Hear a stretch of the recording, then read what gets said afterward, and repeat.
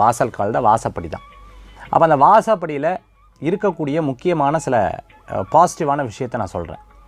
நிறைய வீடுகளில் பார்த்துட்டிங்கன்னா அந்த சிம்பிள் வந்து போட்டிருப்பாங்க. ஓம்ங்கிற இது, வேலு, திரிசூலம், திருநாமம், அந்த மாதிரி அந்த சிம்பிள் போட்டுக்கிறது ரொம்ப நல்லது.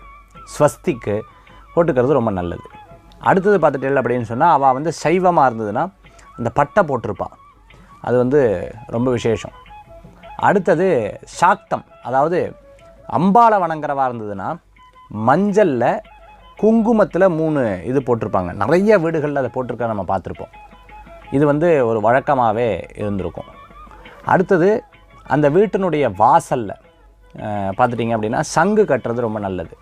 பூஜை பண்ண, சங்காபிஷேகம் பண்ண சங்கு கட்டுறது ரொம்ப நல்லது. ஸ்படிகாரம் கட்டுறது ரொம்ப நல்லது.